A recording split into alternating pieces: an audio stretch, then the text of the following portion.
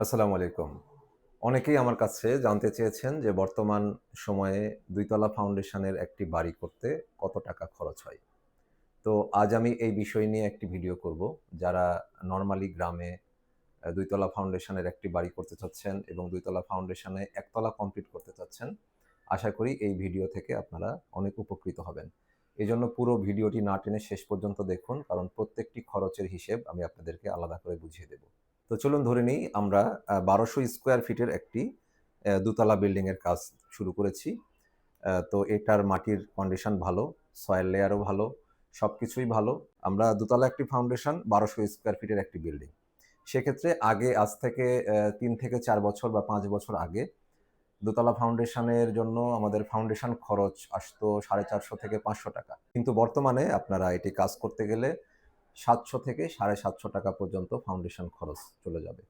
তো ১২০০ স্কোয়ার ফিটের একটি বিল্ডিংয়ে যদি আমি ৳৭৫০ করে স্কোয়ার ফিট খরচ ধরি, তাহলে আপনার ফাউন্ডেশন খরচ চলে যাচ্ছে ৳৯,০০,০০০। এখন আপনার বিল্ডিং এর জন্য কলাম এবং ছাদ ঢালাইয়ের কাজ করতে হবে। তো কলাম এবং ছাদ ঢালাইয়ের জন্য আপনার ১২০০ স্কোয়ার ফিটের প্রতি স্কোয়ার ফিটে আপনি ৳৬০০ করে ধরবেন। সেক্ষেত্রে আপনার খরচ আসবে ৳৭,২০,০০০। তো আপনার বিল্ডিং এর ফ্রেম স্ট্রাকচারটি দাঁড়িয়ে গেল। আপনার ফাউন্ডেশন হয়ে গেল, কলাম এবং ছাদ হয়ে গেল। এখন থাকলো আপনার ফিনিশিং এর কাজ। অর্থাৎ গাঁথুনি, দরজা, জানলা, গ্রিল, ইলেকট্রিক, স্যানিটারি, টাইলসের কাজ। এই সব মিলে আপনি ধরবেন প্রতি স্কোয়ার ফিটে বর্তমানে ৳১৬০০ থেকে ৳১৭০০। এটি ভেরি করে হচ্ছে কাজের মানের উপরে। আপনি যদি খুব ভালো কোয়ালিটির কাজ করেন সেক্ষেত্রে ৳২,০০০ পর্যন্ত কস্টিং যেতে পারে।